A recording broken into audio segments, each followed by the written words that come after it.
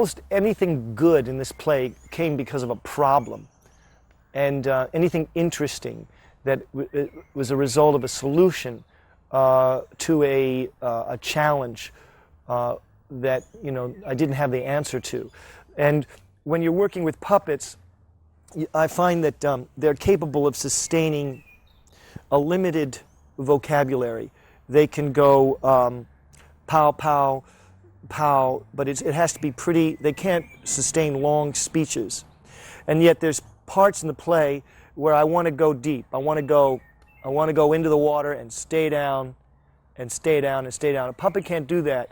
If it starts talking like that for a really long period of time, it kind of loses its life.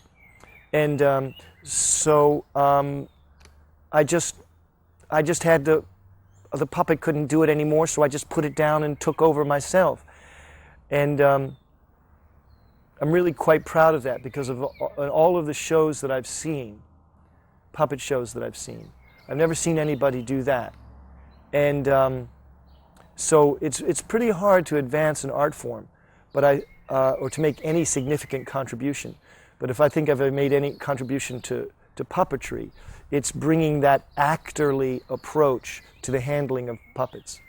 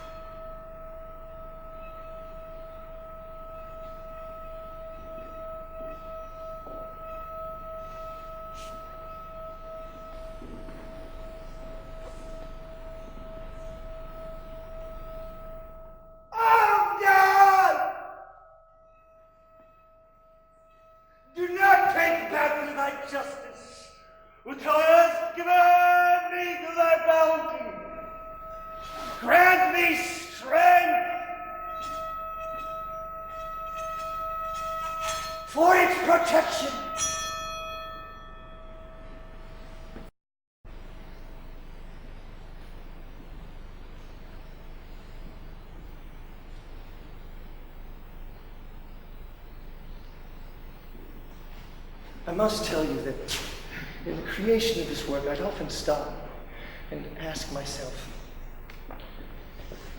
I wonder what he was really like.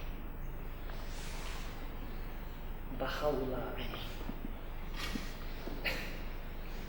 I mean, here was a man, an ordinary man, you might say, who intended to transform the entire planet. I mean, where does he get off setting goals and objectives like that? I mean, who does he think he is? What kind of a Dale Carnegie course did that guy take? I mean, he was a teacher, right? But not like any teacher I ever had. He taught that there's only one God. Mankind is one family. That's cool. I was a child in the 60s. I can relate to that. All of the religions share a divine origin.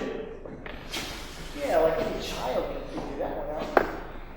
But he had to do this in the face of an opposition from political forces and Orthodox clergy so fierce.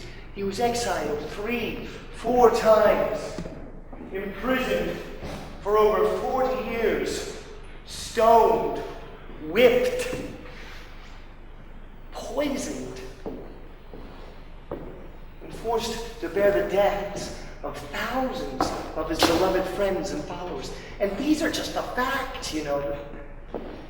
I never trust facts.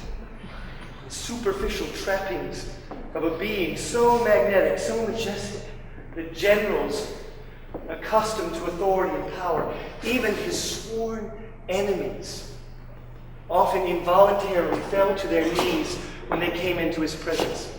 Okay, when was the last time you felt like falling to your knees when you came into somebody's presence?